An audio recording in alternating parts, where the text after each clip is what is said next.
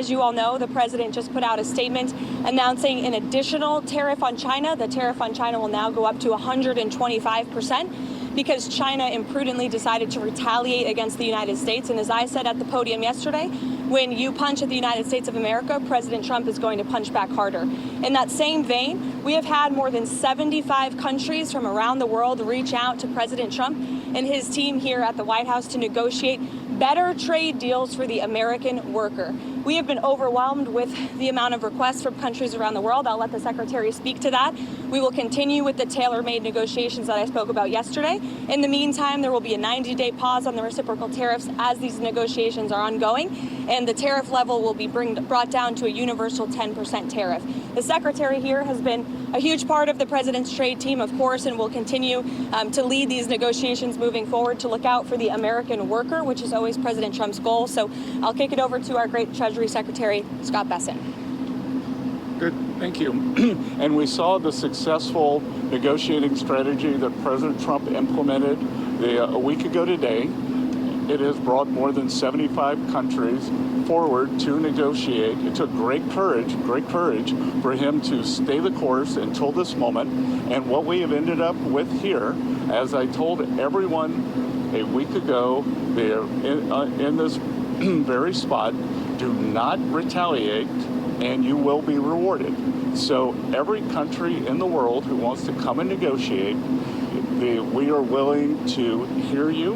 We're going to go down to a 10% baseline tariff for them, and China will be raised to 125 due to their insistence on escalation. Excuse me, Raquel, if I could just add to what the Secretary said. Many of you in the media clearly missed the art of the deal. You clearly failed to see what President Trump is doing here. You tried to say that the rest of the world would be moved closer to China when in fact we've seen the opposite effect. The entire world is calling the United States of America, not China, because they need our markets, they need our consumers, and they need this president in the Oval Office to talk to them. And that's exactly why more than 75 countries have called, because the United States of America is the best place in the world to do business. And as the president has shown great courage, as the Secretary has said, in choosing to retaliate against China even higher. Elena, go ahead. It's funny to see the difference in Karoline Leavitt with her firmness, her seriousness, almost an edge about her, which she probably has to have all the time to be ready to deal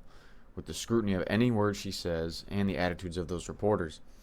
And then you compare her mindset with the vibe and persona that Scott Bessent gives off of just measured. He's not bothered. You can tell he's a calculative guy. He's just sharing. He might not be the most charismatic, but he's just sharing. This is what we're going to do. This is what we're doing. This is why we're doing it. It's a cool tag team because she jumps in for him sometimes when she wants to make a bigger point, like calling out the media, which needs to have happen because the media influences our thinking and our mindset on the decisions being made by the leaders in our country, which then dictates your whole mood throughout the day. If you have a doomsday attitude about your country or you have an excited attitude, you know, that impacts your family life, your work life, even if it's a small amount. So it's cool that she's willing to call them out like that. Now, who did Karoline Leavitt need to call out? Was it just the reporters there? Or was it also these idiots on TV who come together in a cheerleading pom-pom session of not only building each other up for being complete idiots, but they go on a Trump-hating train, despite the fact that the economy is already getting better. And we have people coming to meet with Trump. Yeah, like nothing we've ever really seen before. And I think, you know, my gut is, and on the basis of the people that I talk to who work here in the city in finance, I think that the reaction is very much in the two things that you laid out, very much towards the reaction is, oh, he's not totally lost his mind. Which I think for some people, the flexibility, that's the way you put it. I put it as, you know, people who... I like your wording better. I think there was this, you know, when you came into Monday morning where he had gotten a lot of phone calls from donors, people who matter to him on the weekend and on Sunday night in particular, when Scott Bessent had gone down there was a kind of concerted push with Bessent and a lot of the donors who were calling him and saying, you have to find an off-ramp or you have to signal that there's an off-ramp on Monday morning, or we're going to be in another sea of red. This is going to be another bloodletting. And the fact that on Monday, the first thing he did on Monday the first two things they did, they put Peter Navarro on television to say no negotiating, there will be no deals. And then Trump's first tweet was, we're retaliating against China. And I think for a lot of people on Wall Street, their attitude was, they knew that there had been this push to get Trump to signal an off-ramp or to put a pause on.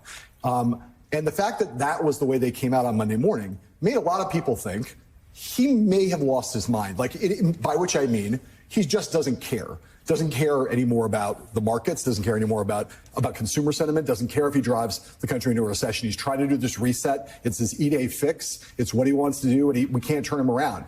And, as you know, that day then had all kinds of volatility. But I think today what you saw was people say, okay, there's still some sensitivity, and it's notable that it was a Goldman report on recession. Lost his mind? You have to show a strong hand. It just makes sense.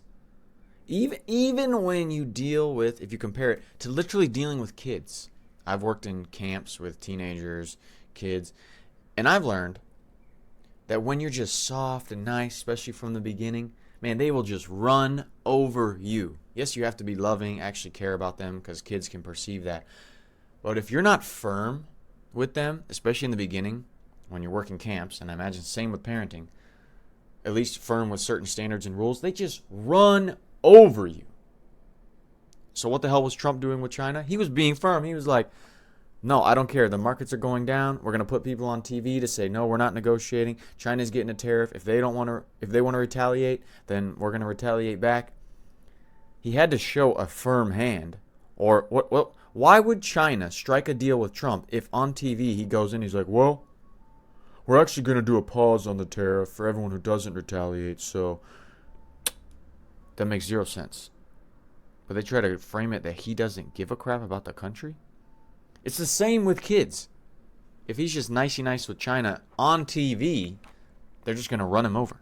Trump, is like a lot of people in New York City, where there are banks and there are banks. And there's a reason why Gary Cohn was the first National Economic Council chairman from Goldman. And the recession called by Goldman means more than the J.P. Morgan one. He thinks Jamie Dimon's a Democrat. He thinks a lot of things about other banks. I was just looking at the time, 1 p.m. It comes out, 2:10 Trump tweets. When Goldman makes the call, now that's not to say they weren't thinking about and talking about some of these things. You didn't just decide on the dime. But I think that's another trigger point. He's not a complicated person, Nicole, as you know. He's a mollusk, right? So it's like, when the water rushes in, or a certain person holds a flame next to the mollusk, it recoils or it rushes out. Goldman, recession, okay. That I don't think those two pieces of timing are unrelated. And I think that's what we saw here today. And the fact that this is how we're now doing global economic policy. I know we want to talk about China and will, but again, the fact that this is how we're doing it now, I mean, it's the 10th or 100th thing on my list of bonkers in the first 80 days, but bonkers. It's funny because people like this go on shows like this and get their ridiculous mindsets pampered and encouraged, because you have these shows that not only are willing to book them on the show, possibly pay them to be on the show, but then you have hosts who tell them how smart they are and how good they are. And when you get outside of the liberal bubble, or when you go into the liberal bubble, excuse me, it's really shocking to see just how many people think this way in their heart, and yet it's twisted logic. And it makes sense why they continue to think deeper and deeper this way, of just everything Trump does is terrible. We need to accept every standard in the world. Every principle needs to get thrown out the door. We need to accept everyone. They can express themselves how they want. And it's amazing because it's not really how most Americans think. But when you go into that bubble and you see people are just totally convinced in their heart of all these things, like this guy on the show, it's actually sad. And it really makes you thankful for the community you have, the people you live around, where you live, how you think. You're like, man, maybe it is that easy to be brainwashed if you surround yourself with such a bad circle and environment. It's really eye-opening because these people look like they believe it in their heart. I'll see you guys in the next one.